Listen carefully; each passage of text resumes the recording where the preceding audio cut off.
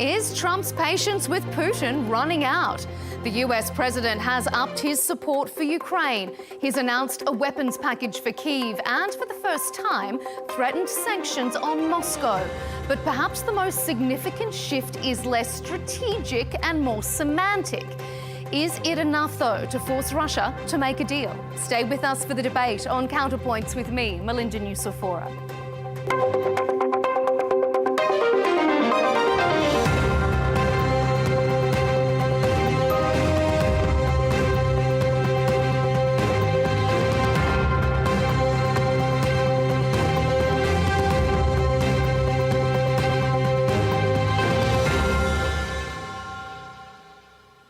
Another President Trump bromance bites the dust. In the space of 5 months, his opinion of the Russian leader Vladimir Putin has gone from this... I believe he wants peace. I believe that President Putin, when I spoke to him yesterday, I mean, I know him very well. Yeah, I think he wants peace. I think he would tell me if he didn't. I'd like to see peace. Do you trust President Putin? I believe that, I believe that he would like to see something happen. I trust him on this subject. To this assessment on BBC Radio. Well, I'm disappointed in him. So we had a deal done 4 times, and then you go home and you see he just attacked a nursing home or something in Kyiv. I said, what the hell was that all about? And if there's one thing the world has learnt about President Trump's leadership style, it's that he acts on his gut feeling more than calculated strategy. So this seemingly simple change of tone says a lot. It will certainly give Ukraine a morale boost, but will his threats make any difference to the war's outcome? Russia doesn't seem to think so. Officials and pro-war commentators say the US weapons deal for Ukraine is less significant than anticipated and have shrugged off the threat of tariffs and sanctions as hot air. Coming up on Counterpoints, we'll debate, has President Trump changed his mind on Ukraine and Russia's President Putin? Will the threat of tariffs and sanctions against Russia achieve anything? And can Ukraine really win this war, or are there going to be some bitter pills to swallow?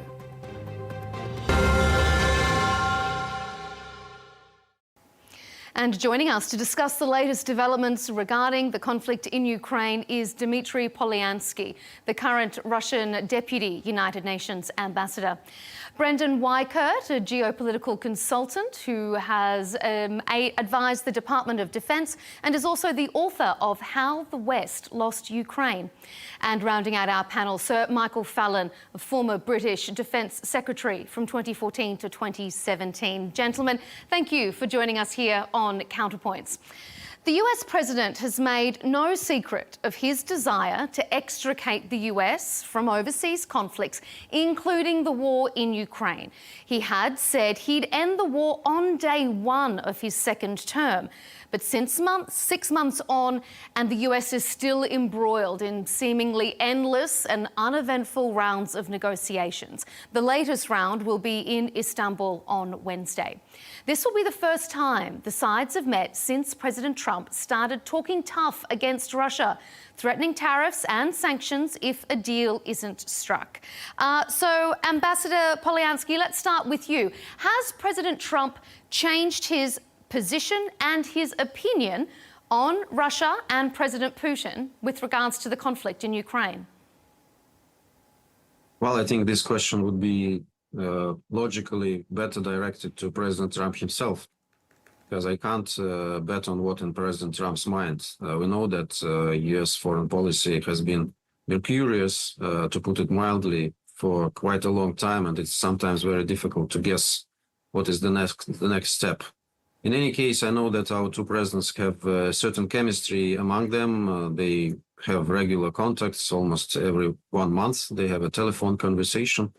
And I think that the person who would be best placed to comment what has changed or hasn't changed would be my president, President Putin. So I would leave it to him. What do you make of that, Brandon?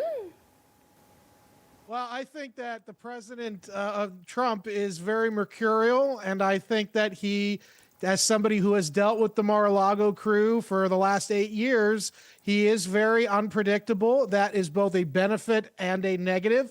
I believe here, though, the president has made a strategic calculation that in order for negotiations to be had, he needs to gain leverage. And I think he thinks, and I think this is a mistake with all due respect to President Trump, I think he thinks that by flooding in what little weapons we have remaining in our arsenals here to the Ukrainians, that will somehow allow him to gain leverage. But I'm looking at 160,000 Russian troops being readied for an offensive this summer. They're massing along Donetsk, Kharkov, and Zaporizhia. To me, this is not boding well for the Ukrainians. My hope had been that we would already be well into negotiated settlement by now, but the President Trump has decided to, not make good on his campaign promise. This could very well come back to bite him and NATO because Russia is poised to win this thing, in my opinion. Okay, talking NATO then, Michael, what do you make of both of those comments? Well, clearly, Ukraine is in a very difficult position at the moment. Civilians are being shelled nightly. What the Russians are doing there is outrageous. It's contrary to all international law. It's contrary to the laws of war itself. And what we ought to be thinking about as friends and allies of Ukraine is how we can help. Now, clearly, President Trump is running out of patience. He wanted this war to end. We all want it to end. He wanted to end relatively quickly. We would all like that. We've all been encouraging the negotiations, but so far, of course, Russia has not been seriously negotiating. It's been repeating demands it's been making since the beginning of the invasion over 3 years ago.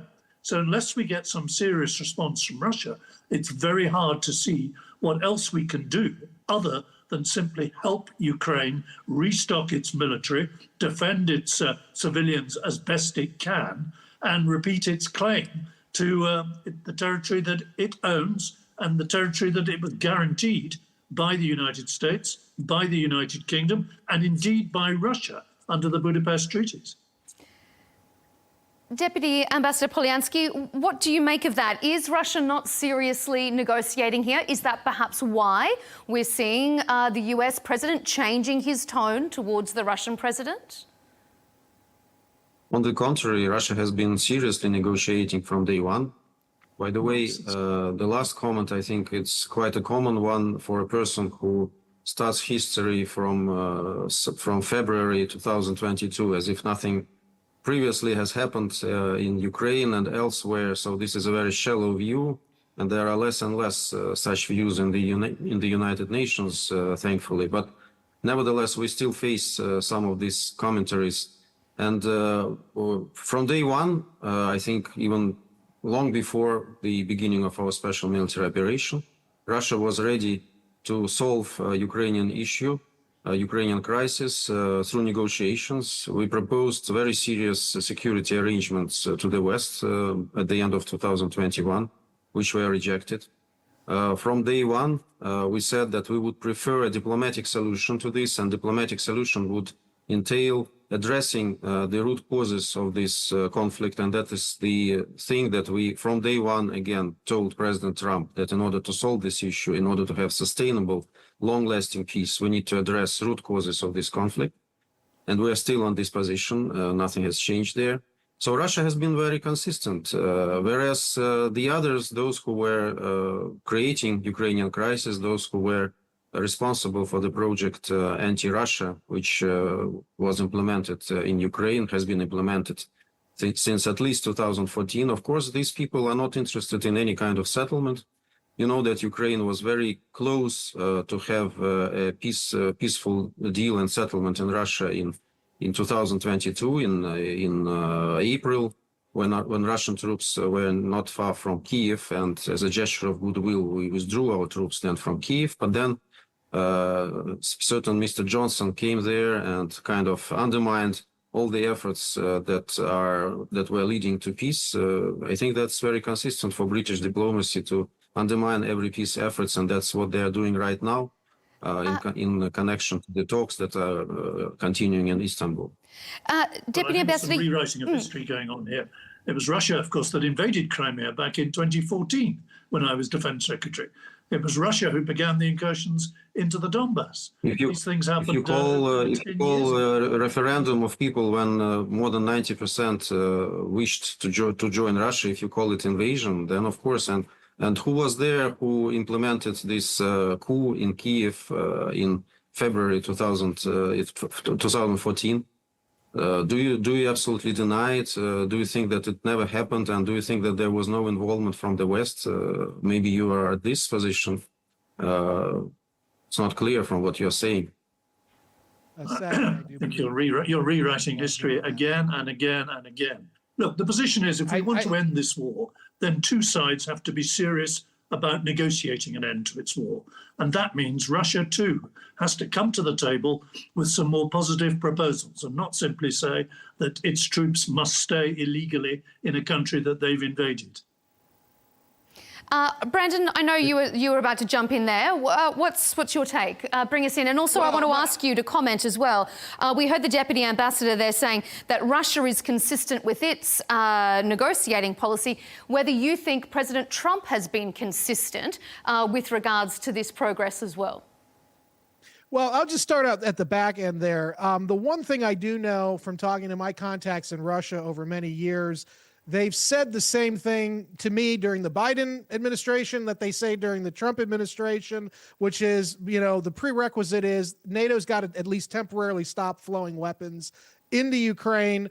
Every time the Trump administration has gotten near to this decision to temporarily halt weapons, not stop them entirely, but temporarily halt them as a prerequisite for getting a negotiation going, something happens where the Ukrainians try to take out Putin's helicopter like they did in May, or they launch a surprise attack on Russian long-range nuclear bombers deep inside Russia. So, of course, you know, peace at that point is no longer on the table. We're back to square one, where Trump is being forced to basically flood weapons into Ukraine's coffers. We don't have the weapons that we used to have. A week and a half ago, the Pentagon reported that we had gone below war reserves with our arsenals between dealing with the Ukraine war plus the Israel-Iran conflict. I'm not going to get into the emotional side. I'm an American. I don't have a dog in this race in reality. My position is a purely logistical one. It doesn't make sense for us to be pressing this war when our stockpiles on critical weapons are so low. And let's face it, without the United States, NATO is nothing. They can't do this on their own. They shouldn't be trying to do this on their own. And I'll just put a final point here on this and say, not only should we be getting a negotiated settlement on Ukraine with Russia, but Putin should sit down with the Russians. Trump should sit down with the Russians and the Chinese and work out an entirely new deal, a tripolar deal that recognizes that the old world is gone and we are now in a tripolar system of the US, Russia, and China. And that should be the starting point for whatever new system is being birthed here. I find that extraordinary. I mean, you want a new world in which countries are allowed to invade their neighbors and to use. It's just history. I don't get emotional about these things. This is what it is. This is how it is. Unfortunately, look, I understand. I quite understand why the Americans are fed up with this fight. I quite understand that. I've heard that from Biden. I've heard that from many Americans for some time now. I quite understand that argument that America has to look after itself and can't keep reducing its stockpile. Let's agree on that. But it is not the case that Ukraine should not be allowed to defend itself. Any country under international law is allowed to defend itself and to ask its friends for material help. That is perfectly let me legal just clarify and acceptable. one thing. And it is on that basis. Themselves, that's fine. But they have to have the capacity, and they don't have the capacity. And what happens is they keep looking to Big Brother in Washington to protect them, and then they make really bad maneuvers that forces us to double down, and then we find ourselves locked into a borderline direct conflict with Russia, which is not in America's interest. I can accept or Britain's interest, to be honest with you. I can accept quite a bit of that. But, you know, you're characterizing it as NATO. Individual countries now in Europe, Britain, you know, been taking the lead, have got to step up now and give Ukraine the weapons it needs to defend itself. Kyiv and other cities are being shelled. But the Europeans Civilian don't have areas that are being capacity. bombarded. are being hit by missiles. And, you know, it is our obligation on our continent to do far more to help protect Ukraine from this kind of shelling and missile attacks. But as long as Article 5 exists, you know okay, full well that the United I want to States bring the would be on Deputy hook. Ambassador in to get his take on what both of you gentlemen are saying. Well, Deputy I'm just Ambassador listening with Polyansky, interest what's your what they're take? saying, so. What's my take on what? On this very interesting discussion? Well, I mean, whether they should help Ukraine or not, I think that's absolutely outdated discussion because well, it's absolutely clear for everybody that Ukraine will lose. It's a matter of time whether you provide weapons or whether you do not provide weapons. I think this is settled. What is more tragic, I think, it's the position of Europe, including Britain. I mean, not only the EU, but Europe. When Europe has made a clear choice of preparing for a war with Russia, which Russia never proclaimed, and it's not Russian aim. We're very worried by the statements that we hear right now. I think that we have made enough of gestures of goodwill during the recent years, which were not appreciated.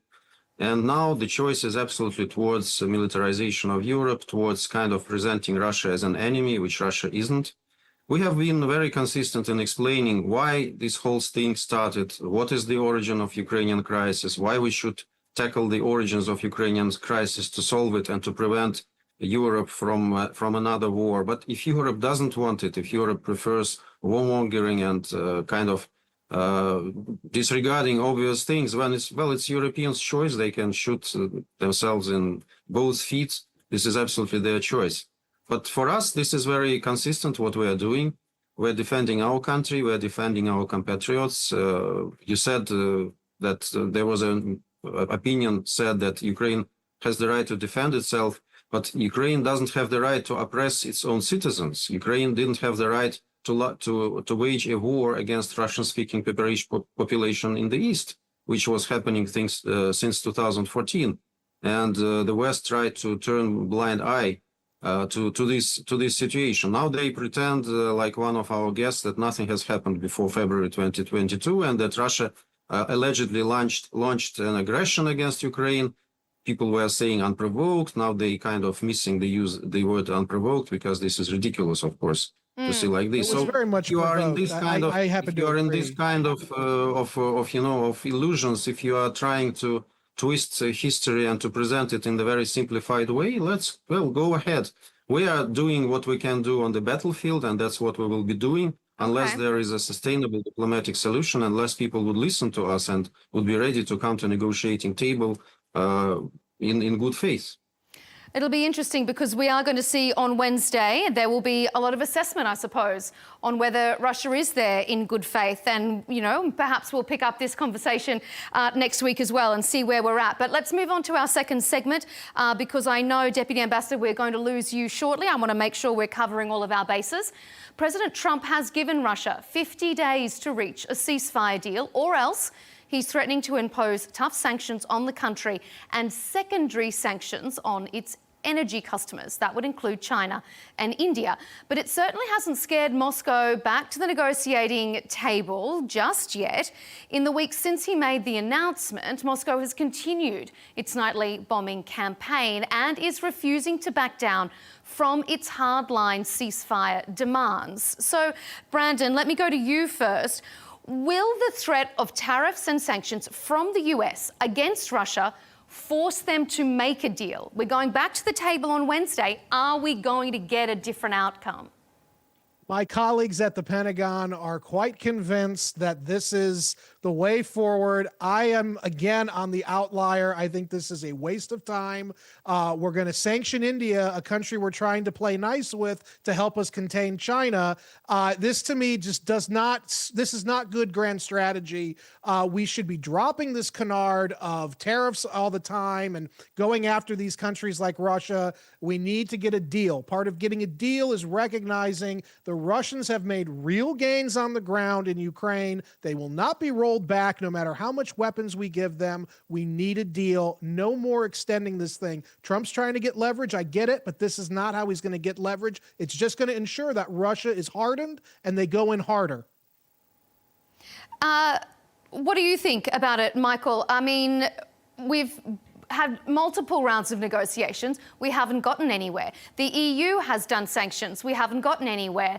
The UK is talking about, you know, revoking trade talks. We haven't gotten anywhere. Now, the US is talking sanctions and tariffs. Is it going to get us anywhere? Well, I hope it will eventually. The problem with the Europeans, and Britain included, is we've never been tough enough on the sanctions. We should have imposed tough sanctions when Russia invaded Crimea, right at the start, back in 2014. We didn't. We even excluded oil and gas entirely. We've got the Europeans, I think, working on an 18th package. You know, that tells you something about the previous 17 packages of sanctions. They weren't adequate enough. If we're serious about forcing Russia to the table, then we should be serious about sanctions. We should stop purchasing oil and gas in Western Europe. We should be using frozen Russian assets to, in turn, to help Ukraine recover. And we should be encouraging the United States to use the Graham legislation, the sanctions bill that is there and waiting, to make sure that no more money flows into Russia to finance this evil military operation that is still every night killing more and more people in Ukraine. Okay, Dmitry, now you've heard both of those sides. What's Russia looking? Is Russia worried about these proposed threats from the US? Do I look worried about these threats? I don't think we should be, because we have got used to sanctions. There were indeed harshest sanctions, whatever. I don't know what do you call them. We have accustomed to live under sanctions. Moreover, we have benefited a lot from the situation when there is no European companies in the market and American companies in the market. Now we have launched domestic productions of a lot of issues. We are self-sustainable. The percentage of oil and gas in our revenues has diminished very significantly. I think these are obvious facts. So if you want to go ahead with the sanctions, do it, no problem. We've got used to it, but this is not a serious conversation. We thought that there was, from the start, there was a conversation of adults in the room. Of course, Europeans and British are no longer adults in the room. They have proven their childish behavior and their complexes, but we thought that Americans at least were adults in the room. So we'll see how it is going right now. And I can reiterate again one thing, that in order to solve this issue, and we want very much to have sustainable, long-lasting, peaceful settlement for the Ukrainian crisis, you need to address the root causes of this crisis. Otherwise, this can spill over. Otherwise, this can really poison situation in the world, because we need to get rid of these circumstances, of the moves that preceded our special military operation, that created Ukrainian crisis, that created this kind of hornet's nest on our borders, which is called Ukraine, but in de facto it's anti-Russia. De facto it's a Western military, private military company, which is being armed by Western arms and aimed at Russia. By the way, one little comment before I leave.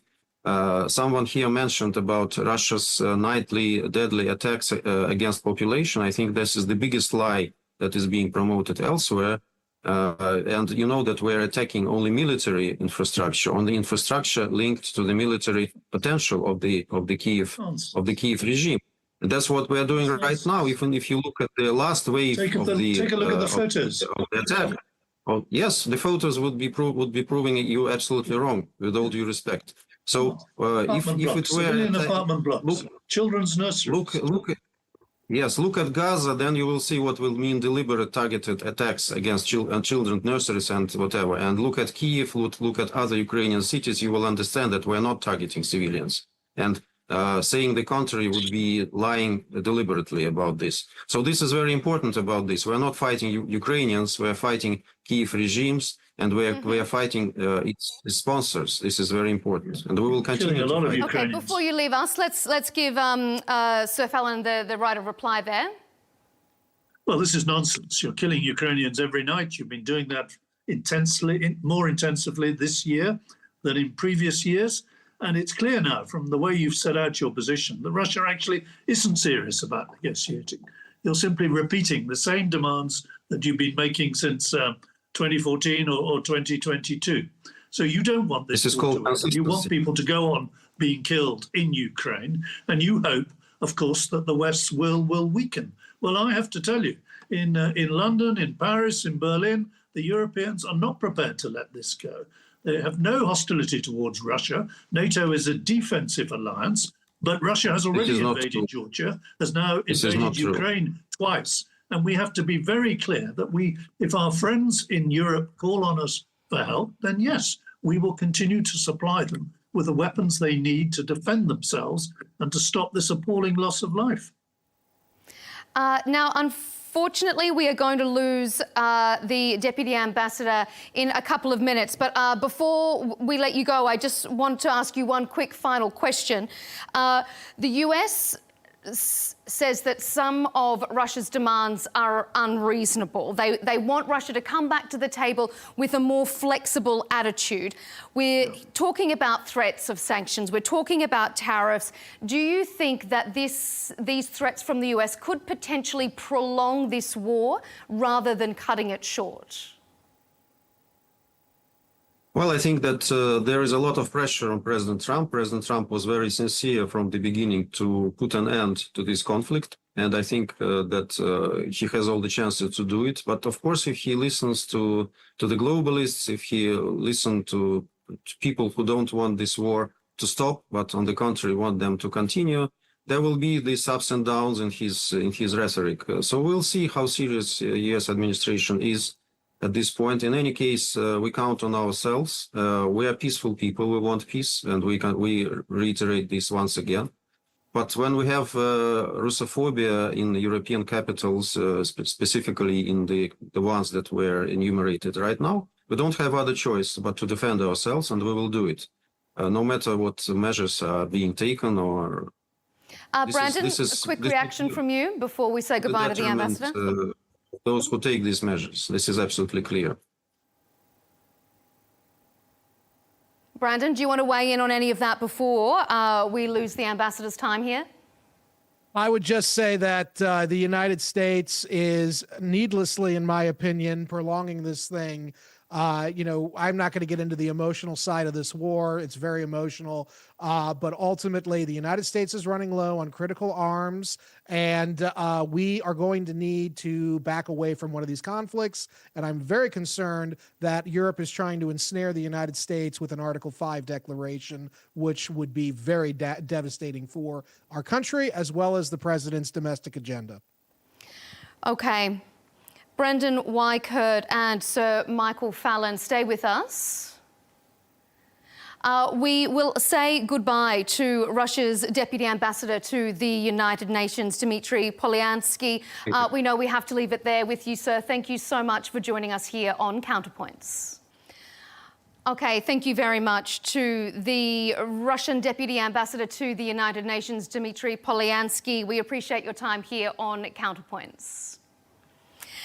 Staying with us, we have our two remaining panellists. We are joined by Brandon Weichert, a geopolitical consultant who has advised the Department of Defence and is also the author of the book How the West Lost Ukraine, and Sir Michael Fallon, the former British Defence Secretary from 2014 to 2017. Gentlemen, thanks for staying with us on our panel.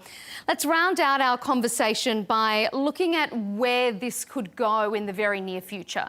President Trump began his term with an America First isolationist agenda that deprioritized Ukraine and put into question NATO's commitments. Yet mounting pressure from European countries, from the UK to rearm Kyiv, led by Germany and the United Kingdom, has triggered somewhat of a U-turn from the US president and renewed his focus on military backing for Ukraine, albeit via NATO. So first of all, Sir Michael, let me start with you. Are the Europeans attempting to keep the US on board to continue the fight because they know they can't do it without the US? I don't think it's quite as straightforward as that. I think the Europeans are quite rightly listening to Trump. I was Defence Secretary during Trump's first year of his first term. And, I can imagine when he came back into office, he saw that the Europeans had still not raised the spending to the right levels, and they hadn't. And he's, already now you see a fresh commitment in Europe to increase their defense spending, to look after their own continent, and to reduce some of their dependencies on some of the American enablers that we don't do very well in Europe: heavy lift, air-to-air refueling, missile defense, and so on. So you're seeing Europe now responding to President Trump and saying, yes, it's our responsibility here on our continent. We quite accept that America has to look to Indo-Pacific, has to look to restore its own military. We quite understand that. But we want America and Trump to understand that these conflicts actually are interconnected, that Russia and China and North Korea and Iran, these are all now engaged against our Western values. And you see North Korean troops now involved in Ukraine. You've seen Chinese weaponry being used in Ukraine. You see Hamas leaders being received in Moscow. All these conflicts now, Indo-Pacific and European theatre, they're all now interconnected. And therefore, what we can do by holding the line in Europe, continuing to help Ukraine resist Russian aggression, in the end, that is helping America concentrate its efforts in turn over in the Indo-Pacific. Brandon, do you agree with that? Not really. The problem right now, with all due respect, is Europe's capacity and capabilities is going to take more than a decade to really be able to do anything.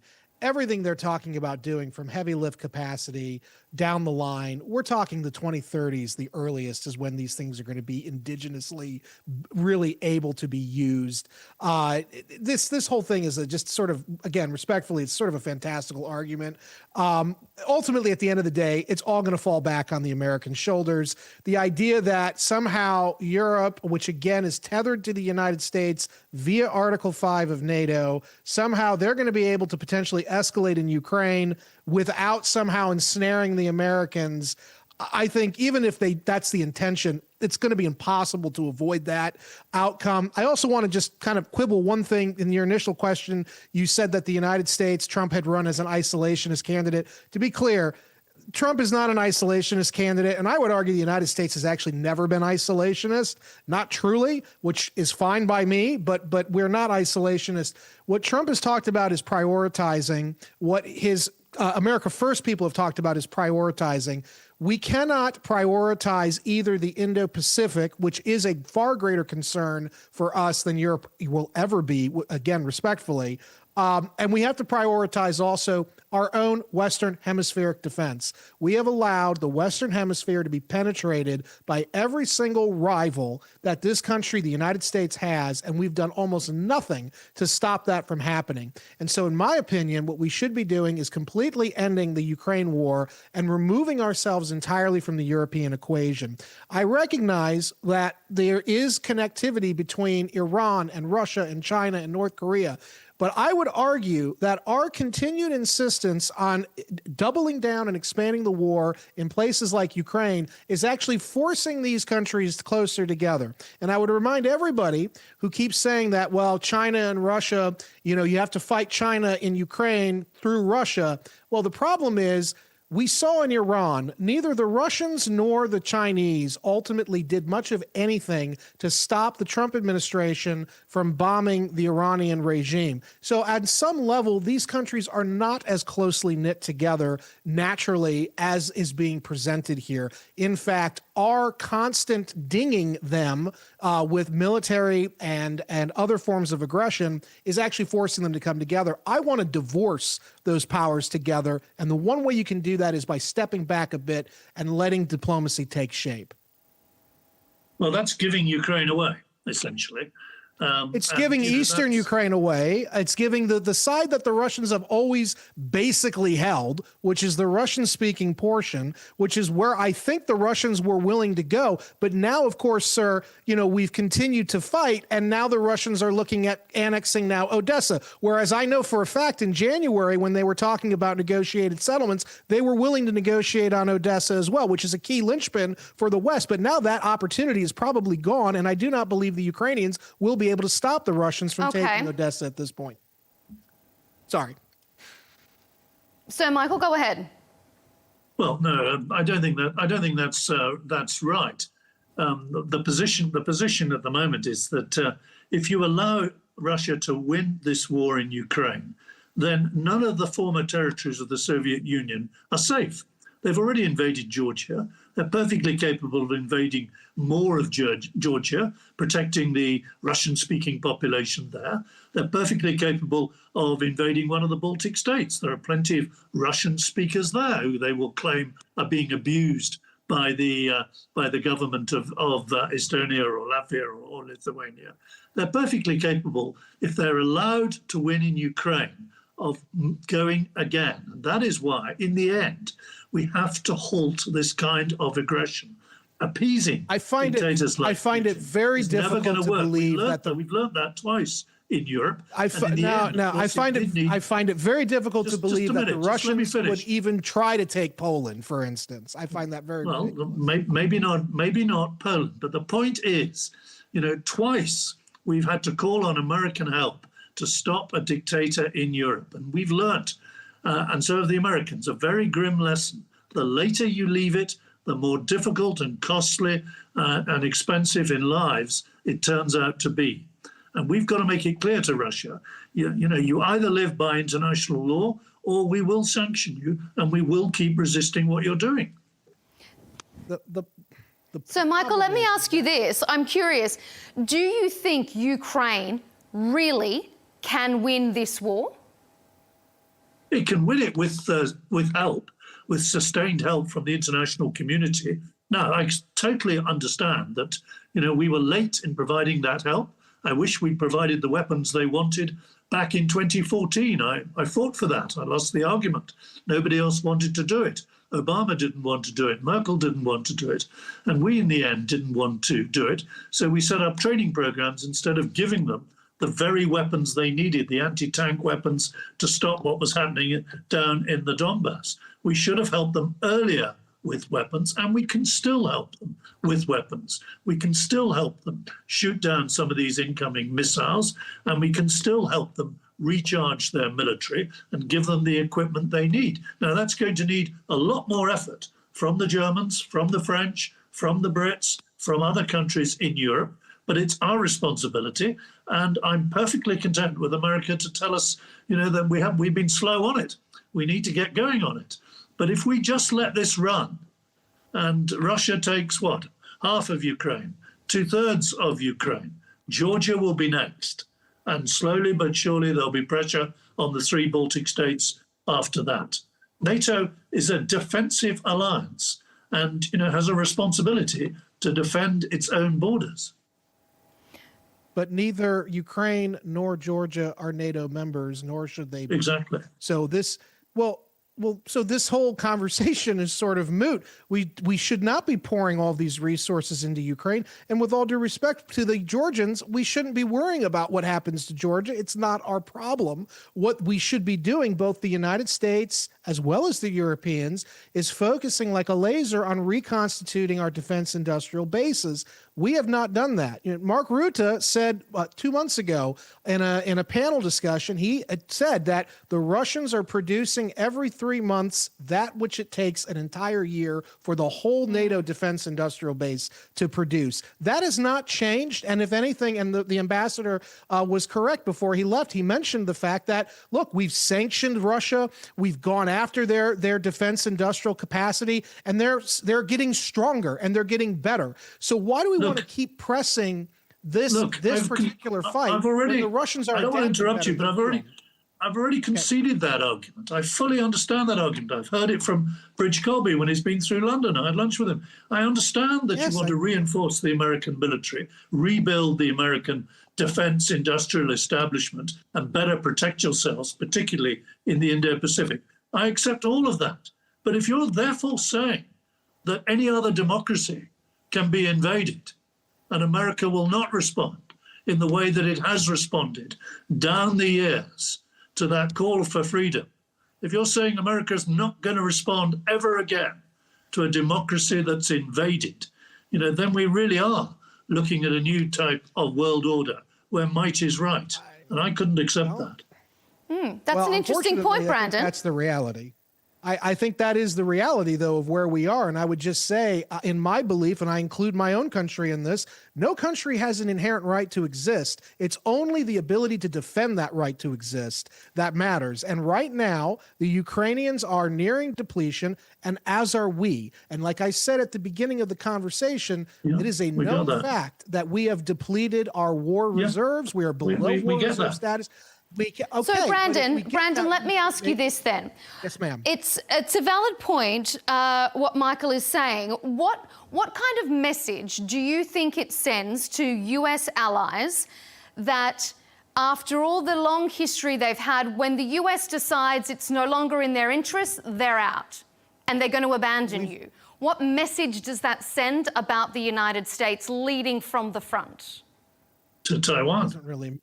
It doesn't really matter, because we've done this many times before. Ask the Kurds. We abandon allies all the time. That's just the way it goes. And unfortunately, right now, the United States is not in a position to make good on all of these commitments, these legacy commitments that we were handed, from previous generations. What we need to be doing is telling our partners, guys, you're going to have to stand up on your own, because Uncle Sam has bigger problems closer to home and elsewhere. And so far, the Trump administration came in like they were going to say that, but for whatever reason, they've changed their mind. But the fundamentals haven't changed here. And this is why I said, not only do we need to be negotiating a new grand bargain with Ukraine and Russia, we need to be negotiating a new grand bargain on the world order itself. It is a tripolar system, and it's going to take a miracle to prevent it from breaking down into World War III. But we've got to turn into this thing and stop trying to cling on to yesterday's world. It's a new world now. Is it? What do you mean by a tripolar system? Is any of the big countries, Russia and China particularly, can invade any of their neighbors they like? That's what you mean by a tripolar system. I'm not saying morally I'm okay with this. What I'm saying is this is the reality we're presented with. And I believe we can create a new understanding that might curb some of those aggressive appetites. The ambassador was not incorrect, and I know you didn't agree with him, but again, we have to acknowledge this. This war did not happen in a vacuum, okay? It goes back to many, many years in which NATO was provoking at different times the Russians over Ukraine. We were needling them because we thought, hey, the Russians were too weak to really do anything. And now the Russians are saying, we're not so weak anymore, and we're going to stand up for what we perceive to be our interests in our near abroad. I think that is the way the world is going to work. We're almost out of time, so Michael, your response? Let me ask you a quick question on that. You say if your tripolar arrangement might curb aggression. How does it curb China's aggression towards Taiwan if you're giving Russia essentially a free pass in Ukraine? We're not giving them. Explain that to me. We haven't given them a free pass. We have resisted. In my summation, the Russians are not trying to take all of Ukraine. They're trying to take the part that they've basically held on to this entire time. Now, I think if we can create a new understanding that is predicated on reality, not this fantastical notion of what once was, we can probably create a new method of understanding with the Chinese as well, where we can reinforce the second island chain, and we can do that. But we can't even talk about doing that because we've blown through so many stockpiles of weapons in Ukraine and in the Middle East. So this whole conversation is sort of ridiculous because the Chinese are looking at us right now in the current order and saying, we can maybe take Taiwan now because the Americans have depleted themselves fighting the Russians and fighting in the Middle East for 20 years. What I'm saying to do is we create a new understanding that acknowledges the reality that there are two other very great powers now in the world, and we make adjustments accordingly. That needs to be the way forward. Okay, we're almost out of time. So Michael, wrap it up for us. Your take on that. Is this a whole new world? We just got to get used to it. Well, it's an extraordinary world if this is going to be the case, that we have some kind of understanding that Russia and China, will somehow become nicer players in the world. If they're allowed to do what they want. No, if you're a Democrat in Taiwan, you're certainly not going to be encouraged by that. Look, I completely buy the argument, and I've said this endlessly tonight, that America is entitled to put itself first, entitled to rebuild, entitled to reduce its international commitments if it needs to do that. I get that. Entitled also to ask the allies, wherever they are, Australia or in Europe, to do far more for themselves. I buy all of that, but it doesn't follow from that by simply allowing might to be right, armies to trample over borders, that you're actually going to end up with a safer world. You're not.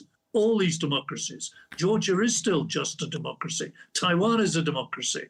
All these democracies will be at risk if you allow Russia to win any part of Ukraine.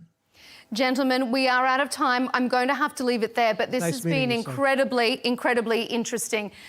We appreciate your insights, of course. Thank you to all of our panellists for those really interesting arguments on both sides of the equation, which is what we love to bring here in Counterpoints. Thank you very much for joining us. Brandon Weichert, Senior National Security Editor at The National Interest, and Sir Michael Fallon, a former British Defence Secretary during 2014 to 17. Thank you very much. Earlier, we also had on the panel Dmitry Polyansky, Russia's Deputy United Nations Ambassador. Thanks to all of you.